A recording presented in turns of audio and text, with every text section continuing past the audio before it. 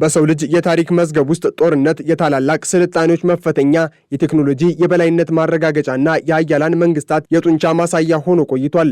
ዛሬ በዩክሬንና በሩሲያ መካከል እየተካሄደ ያለው እጅግ ዘግናኝና ደም አፋሳሽ ፍልሚያ ደግሞ ከቀዝቃዛው ጦርነት ወዲህ ዓለም አይታው የማታውቀውን የታሪክ አዙሪት እያሳየን ይገኛል። በዚህ የታሪክ መድረክ ላይ ደግሞ ሰሞኑን የተከሰተው ድራማዊ ክስተት የአሜሪካና የሰሜን አትላንቲክ ቃል ኪዳን ድርጅት ኔቶ አገራት የኩራት ምልክት የሆነው የማይበገረውና የሰማዩ ንስር እየተባለ የሚሞካሸው ኤፍ-16 የጦር ጀት በሩሲያ ሰማይ ስር እንደ ቅጠል መርገፉ ነው። ይህ ክስተት ተራ ወታደራዊ ዜና ሳይሆን የምዕራባውያን ወታደራዊ ዶክትሪንና የቴክኖሎጂ የበላይነት ትረካ በሩሲያ ጽኑ የብረት ክንድ ፊት እንዴት እንደተሰባበረ የሚያሳይ ትልቅ ማሳያ ነው። ኤፍ-16 ጀት ለበርካታ አስርተ ዓመታት የአሜሪካ አየር ኃይል የጀርባ አጥንት ሆኖ ቆይቷል።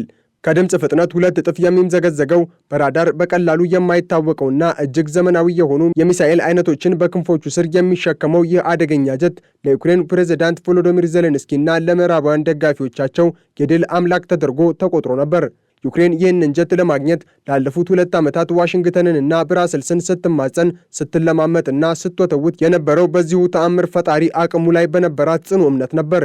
ኤፍ-16 ከመጣ ሩሲያ በሰማይ ላይ ስፍራ አይኖራትም፣ የክሬምሊን ኃይሎች መፈራገጫ ያጣሉ የሚለው ትረካ በምዕራባውያን መገናኛ ብዙሃን እንደ ሰደድ እሳት ተሰራጭቶ ነበር። ሆኖም ግን የሩሲያ ድብ ይህንን የምዕራባውያን ኩራት አድብቶ እየጠበቀው እንደነበረ ማንም የገመተ አልነበረም። የሩሲያ ወታደራዊ መረጃዎች እንደሚያመላክቱት ይህ ታሪካዊ የተባለለት የኤፍ-16 ጀት ውድቀት የተከሰተው ሩሲያ በዩክሬን ምዕራባዊ ግዛት በሆነችው ክሜልኒትስኪ ላይ በሰነዘረችው መጠነ ሰፊ ጥቃት ነው። በዚህ ጥቃት ሩሲያ ኪንዛል የተባሉና የድምፅን ፍጥነት 5 እጥፍ የሚበልጡ ሃይፐርሶኒክ ሚሳይሎችን በመጠቀም የዩክሬንን ምስራቃዊ የአየር ማረፊያዎችና የመሳሪያ ማከማቻዎች አውድማለች። በዚሁ እጅግ አስፈሪ በሆነው የነበልባል ምሽት ነው እንግዲህ በአሜሪካና በአውሮፓ አገራት ከፍተኛ ወጪ የተገዛውና የተጠገነው ኤፍ-16 ወደ አመድነት የተቀየረው። ጀቱ በአየር ላይ በሚደረግ ፍልሚያ ይሁን ወይም መሬት ላይ እያለ በሚሳኤል እስካሁን አከራካሪ ቢሆንም ውጤቱ ግን ለአሜሪካና ለኔቶ እጅግ መራር ሆኗል። የጀቱ መውደም ብቻ ሳይሆን ጀቱን ሲያበር የነበረውና በምዕራባውያን አገራት ከፍተኛ ስልጠና የወሰደው ሌተናል ኮሎኔል ኦሌክሲስ መስ ሕይወቱ ማለፉ ጉዳዩን ይበልጥ አሳዛኝና ለዩክሬን የማይተካ ኪሳራ አድርጎታል። ይህ የኤፍ-16 ጀት ውድቀት በዩክሬን ምድር እየታየ ያለውን አጠቃላይ የምዕራባውያን ወታደራዊ ውድቀት የሚወክል ትልቅ ምስል ነው። ጦርነቱ ከተጀመረ አንስቶ አሜሪካ፣ ብሪታንያ፣ ፈረንሳይና ጀርመን ጦርነቱን ይቀይራል ያሏቸው ዘመናዊ መሳሪያዎች ሁሉ በሩሲያ የጦር አቅም ፊት ዋጋ ቢስ ሆነው ቀርተዋል። እስቲ ወደ ቁጥራዊ መረጃዎችና ወደ ተጨባጭ ሁኔታው ጠለቅ ብለን እንግባና ሩሲያ እስካሁን ባደረገችው ልዩ ወታደራዊ ኦፕሬሽን የምዕራባውያንን ወታደራዊ መጋዘን አራኩታለች ማለት ይቻላል። የአሜሪካው አብራምስ ታንኮች፣ የጀርመኑ ሊዮፓርድ እና የብሪታንያው ቻሌንጀር ታንኮች በዩክሬን ጭቃማ ሜዳዎች ላይ እንደ ተራ የብረት ቁርጥራጭ ተቃጥለው የተቀበሩባቸው ምስሎች ዓለምን አስገርመዋል። አሜሪካ እነዚህን ታንኮች ስትልክ የምድር ላይ የበላይነትን የሚያረጋግጡ የማይበገሩ ብረቶች ብላ ነበር። ሆኖም የሩሲያው ላንሴት ድሮኖችና ጸረ ታንክ ሚሳይሎች እነዚህን የቢሊዮን ዶላር ታንኮች በጥቂት ሰከንዶች ውስጥ ወደ እሳት ኳስነት ሲቀይሯቸው ታይቷል። በሩሲያ መከላከያ ሚኒስቴር ይፋዊ መረጃ መሰረት ጦርነቱ ከተጀመረበት ጊዜ አንስቶ ከ640 በላይ የዩክሬን የጦር አውሮፕላኖች፣ 280 የሚሆኑ ሄሊኮፕተሮችና ከ30,000 በላይ ሰው አልባ አውሮፕላኖች ተደምስሰዋል። በተጨማሪም ከ15,000 በላይ ታንኮችና የታጠቁ የጦር መኪኖች እንዲሁም ከ8,500 በላይ መድፎችና የሚሳኤል ማስወንጨፊያዎች በሩሲያ ጦር ድባቅ ተመትተዋል። እነዚህ ቁጥሮች ተራ አሃዞች አይደሉም። ይልቁንም የምዕራባውያን አገራት ለበርካታ ዓመታት ያመረቱትና ያከማቹት ወታደራዊ ሀብት በሩሲያ ጽናት ፊት እንዴት እየከሰመ እንደሚገኝ የሚያሳዩ የታሪክ ምስክሮች ናቸው። በተለይም ሰሞኑን ሩሲያ በፓልታቭ ወታደራዊ ማሰልጠኛ ላይ በሰነዘረችው የሚሳኤል ጥቃት በመቶዎች የሚቆጠሩ የዩክሬን ወታደሮችና ምዕራባውያን አማካሪዎች መገደላቸው የሩሲያ የስለላና የጥቃት አቅም ምን ያህል የተራቀቀ ደረጃ ላይ እንደደረሰ ያሳያል። የሩሲያ የአየር መከላከያ ብቃት ደግሞ ሌላኛው አስገራሚ ምዕራፍ ነው። ሩሲያ የታጠቀችው ኤስ-400 እና ኤስ-500 የተባሉ የመከላከያ ስርዓቶች በዓለም ላይ ካሉ እጅግ ዘመናዊ ራዳርና ሚሳኤል መቃወሚያዎች ተርታ ይመደባሉ። እነዚህ ስርዓቶች ማንኛውንም በሰማይ ላይ የሚንቀሳቀስ አካል በድሮን ጀምሮ እስከ ስውር ጀቶች ድረስ በከፍተኛ ርቀት ላይ ሆኖ የመለየትና የማውደም አቅም አላቸው። ኤፍ-16 ጀቶች ወደ ጦርነቱ በገቡ ማግስት የገጠማቸው ፈተናም ይኸው ነው። የሩሲያ ራዳሮች ጀቶቹ ከየት ተነስተው ወዴት እንደሚበሩ በሰከንዶች ውስጥ በመለየት ለሚሳኤል ጥቃት ኢላማ እንዲሆኑ አድርገዋቸዋል። ይህ ሁኔታ አሜሪካና ኔቶ በቴክኖሎጂ የበላይነታቸው ላይ የነበራቸውን ድፍረት ጥያቄ ውስጥ ከቶታል። ስውር ናቸው የሚባሉት ጀቶች እንኳን በሩሲያ ራዳሮች ፊት ራቁታቸውን እንደሚቀሩ በተግባር ታይቷል። ከጦር ሜዳው ባለፈ የፕሮፓጋንዳው ጦርነትም ቀጥሏል። በደቡብ አፍሪካ የሚገኘው የሩሲያ ኤምባሲ የወደመውን የኤፍ-16 ምስል በኤክስ ገጹ ላይ ሲያጋራ የምዕራባውያን ደጋፊዎች ይህ ምስል የድሮኖ በሚል የሐሰት ዘገባ እንደሆነ ለማሳየት ሞክረዋል። ሆኖም ግን ምስሉ ትክክለኛ ባይሆንም እንኳን ተጨባጭ እውነታው ግን ዩክሬን ኤፍ-16 ጀቷንና ምርጥ አብራሪዋን ማጣቷ ነው። ይህ መራራ እውነት በምዕራባውያን ዘንድ ትልቅ ድንጋጤም ፈጥሯል። የዩክሬኑ ፕሬዝዳንት ዜሌንስኪ የአየር ኃይል አዛዡን ሚኮላ ኦሌሽቹክን ከስልጣን ማባረራቸው በውትድርና አመራር ውስጥ ያለውን ከፍተኛ መመሰቃቀልና የእርስ በርስ መጠቋቆም በግልጽ ያሳያል። የዩክሬን ፓርላማ አባል የሆኑት ማሪያ ቡዙህላ ጀቱ የወደቀው በስህተት በዩክሬን ራሷ የመከላከያ ስርዓት ሊሆን እንደሚችል መግለጻቸው በኪየቭ ቤተ መንግስት ውስጥ ያለውን የውጥረት ደረጃ ያሳብቃል። የአሜሪካና የአውሮፓ ሀገራት ለዩክሬን የሚሰጡት ድጋፍ አሁን ላይ ትልቅ ፈተና ገጥሞታል። የአውሮፓ ግምጃ ቤቶች እየተራቆቱ ነው። የጦር መሳሪያ ፋብሪካዎቻቸውም የሩሲያን የምርት ፍጥነት መቋቋም አቅቷቸዋል። ሩሲያ በቀን ውስጥ የምታመርተው የመድፍ ጥይትና የሚሳኤል ብዛት መላው አውሮፓ በአንድ ወር ውስጥ ከሚያመርተው በላይ መሆኑ የምዕራባውያንን ስጋት ከፍ አድርጎታል። ሩሲያ በምስራቃዊ ዩክሬን ማለትም በዶንባስ ግንባር እያደረገችው ያለው ግስጋሴ ምንም እንኳን በዝግታ ቢሆንም እጅግ ጽኑና የማይቀለበስ እየሆነ መጥቷል። ፖክሮቭስክ የተባለችው ስልታዊ ከተማ በሩሲያ እጅ ለመውደቅ መቃረቧ የዩክሬን መከላከያ መስመር እንዲፈራርስ ሊያደርገው ይችላል የሚል ስጋትም አለ። ይህ ግስጋሴ ደግሞ በምዕራባውያን ዘንድ ትልቅ ስጋትን ፈጥሯል። ምክንያቱም ዩክሬን የምታጣው ግዛት ሁሉ የምዕራባውያን የቢሊዮን ዶላር ኢንቨስትመንት መና መቅረት ማለት ነው። ይህ በእንዲህ እንዳለ የሩሲያ ወታደራዊ ስልት ከመቼውም ጊዜ በላይ ተቀይሯል። ሩሲያ አሁን የምትጠቀመው የማዳከም ጦርነት ስልት የምዕራባውያንን ትዕግስትና ሀብት እየፈተነው ይገኛል። በየቀኑ የሚተኮሱት በሺዎች የሚቆጠሩ መድፎችና ድሮኖች የዩክሬንን ወታደራዊ አቅም ብቻ ሳይሆን የምዕራባውያንን የመሳሪያ ማምረት አቅም ጭምር እየበዘበዙ ነው። አሜሪካ ለዩክሬን የሰጠቻቸው ሂማርስ የተባሉ የሚሳኤል ስርዓቶች መጀመሪያ ላይ ስኬታማ የነበሩ ቢመስሉም አሁን ግን የሩሲያ የኤሌክትሮኒክስ የጦርነት ስልት እነዚህ ሚሳኤሎች የጂፒኤስ መመሪያ በማዛባት ኢላማቸውን እንዳይመቱ እያደረገ ነው። ይህ ደግሞ የምዕራባውያን ቴክኖሎጂ በሩሲያ ብልሃት ፊት ምን ያህል ተጋላጭ መሆኑን በግልጽ ያሳያል። በአሁኑ ወቅት የጦርነቱ ትኩሳት ወደ ከፍተኛ ደረጃ ደርሷል። የሩሲያው ፕሬዝዳንት ቭላዲሚር ፑቲን እና የደህንነት ምክር ቤት ምክትል ኃላፊ ዲሚትሪ ሜድቬዴቭ ምዕራባውያን ለዩክሬን የሚሰጡት የረጅም ርቀት ሚሳኤል ድጋፍ ቀይ መስመሩን ካለፈ ሩሲያ የኒውክሌር ፖሊሲዋን ለማሻሻልና ተግባራዊ ለማድረግ እንደማታቅማማ በተደጋጋሚ አስጠንቅቀዋል። ይህ ማለት ዓለም ወደማይቀረውና እጅግ አስፈሪው የሶስተኛው ዓለም ጦርነት አፋፍ ላይ ትገኛለች ማለት ነው። የምዕራባውያን መሪዎች ግን አሁንም ድል ለዩክሬን በሚል መፈክር ተጨማሪ መሳሪያዎችን ወደ እሳቱ ውስጥ መወርወራቸውን ቀጥለዋል። ሆኖም በየቀኑ የሚወድሙት ኤፍ-16 ጀቶችና አብራምስ ታንኮች ድል ከምዕራባውያን ይልቅ ወደ ሩሲያ እያዘመመች መሆኑን ያመለክታሉ። የዲፕሎማሲው መስክም ዝግ ይመስላል። ዩክሬን የሰላም ቀመር በሚል የምታቀርባቸው ቅድመ ሁኔታዎች በሩሲያ ዘንድ ተቀባይነት የሌላቸው ሲሆኑ ሩሲያ ደግሞ በያዘቻቸው ግዛቶች ላይ ያላትን ሉዓላዊነት ሳታረጋግጥ ወደ ድርድር ጠረጴዛ እንደማትመጣ ግልጽ አድርጋለች። ይህ የሐሳብ ልዩነት ጦርነቱ ለረጅም ጊዜ እንደሚቀጥልና የሰው ልጅ እልቂት እንደሚባባስ ይጠቁማል። የኩርስክ ወረራ መከራ ደግሞ የጦርነቱ ሌላኛው ምዕራፍን ከፍቷል። ዩክሬን የሩሲያን ትኩረት ለማስቀየር ወደ ሩሲያ ግዛት ብትገባም ይህ ሙከራ በሩሲያ ጦር በኩል ከፍተኛ ምላሽ አስከትሏል። ሩሲያ በዩክሬን ግዛት ውስጥ የምታደርገውን ጥቃት ከማጠናከር ባለፈ በኩርስክ በኩል የገባውን የዩክሬን ጦር በከፍተኛ ሁኔታ እየደመሰሰችው ትገኛለች። በዚህ ግንባር ላይም በርካታ የምዕራባውያን የጦር መሳሪያዎች፣ የታጠቁ መኪናዎችና ታንኮች ወድመዋል። ይህ ደግሞ ለዩክሬን ሌላኛው የሰው ኃይልና የመሳሪያ ኪሳራ ሆኖ ተመዝግቧል።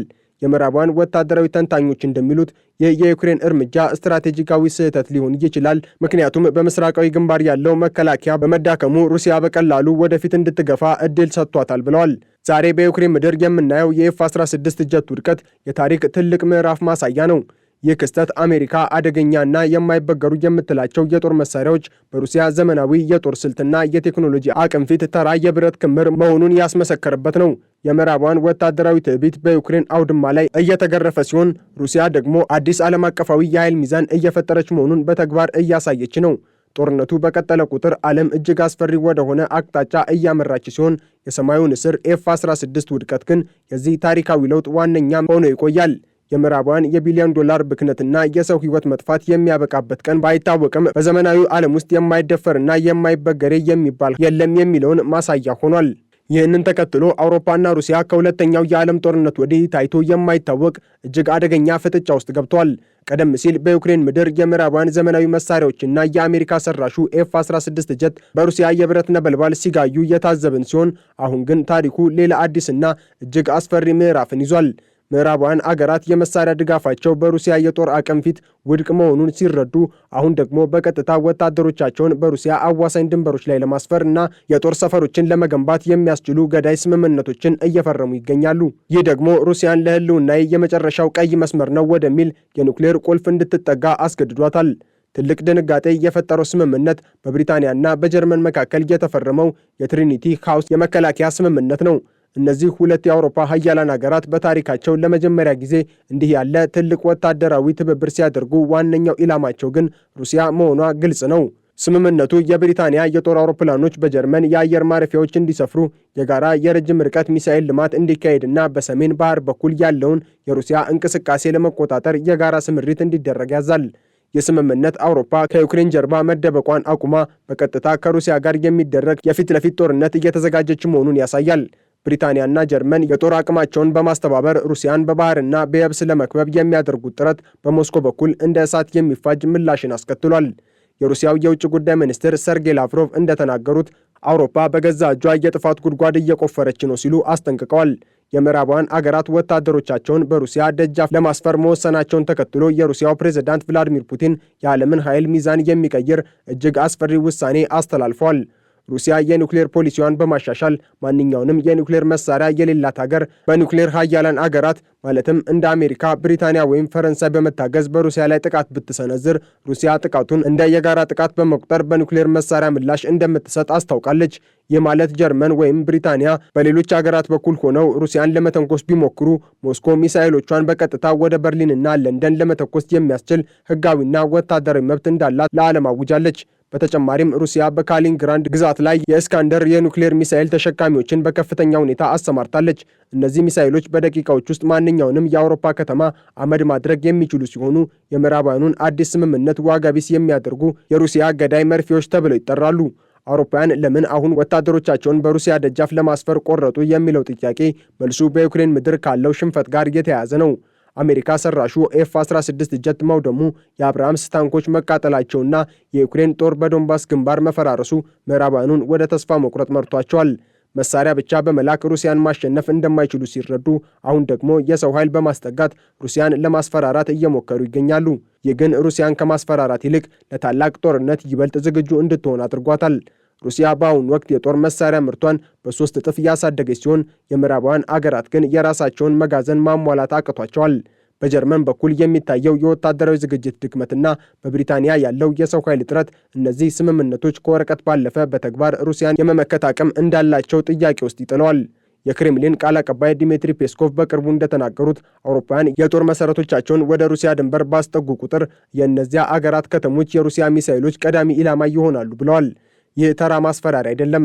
ሩሲያ በአሁኑ ወቅት ሳርማት የተባለውንና መላውን አውሮፓ በአንድ ጊዜ ማጥፋት የሚችል ግዙፍ የኒውክሌር ሚሳኤል ለግዳጅ ዝግጁ አድርጋለች። የምዕራባውያን መሪዎች ወታደሮቻቸውን ለማስፈር የሚያደርጉት ስምምነት የራሳቸውን ዜጎች ለኒውክሌር እልቂት አሳልፎ ከመስጠት የማይተናነስ የሞት ቁማር ሆኖባቸዋል። ከዚህ በተጨማሪ ሩሲያ የኤሌክትሮኒክስ ጦርነት ስልቷን በመጠቀም በባልቲክ ባህር አካባቢ የሚበሩ የምዕራባውያን አውሮፕላኖችን የጂፒኤስ ስርዓት በማዛባት ትልቅ ትርምስ እየፈጠረች ነው።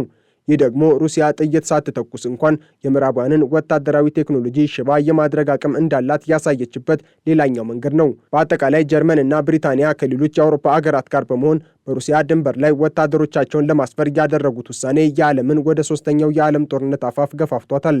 ኤፍ-16 ጀቶች በዩክሬን ሰማይ ስር እንደወደቁት ሁሉ የምዕራባውያን ወታደሮችም በሩሲያ ድንበር ላይ መስፈራቸው የሰላም ዋስትና ሳይሆን የጦርነት ግብዣ ሆኗል።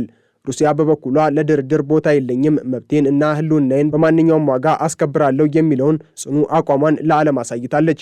የምዕራባውያን ወታደራዊ ትዕቢትና የአውሮፓ መሪዎች የተሳሳተ ስሌት ዓለምን ወደ እሳት ኳስነት ሊቀይራት ይችላል። ዛሬ በሊቱዌኒያ ድንበር ላይ የሚሰፍሩት የጀርመን ወታደሮችና በሰሜን ባህር የሚንቀሳቀሱት የብሪታንያ የጦር መርከቦች የሩሲያን የኒውክሌር ዘንዶ ከመቀስቀስ ውጭ ያመጡት ለውጥ የለም።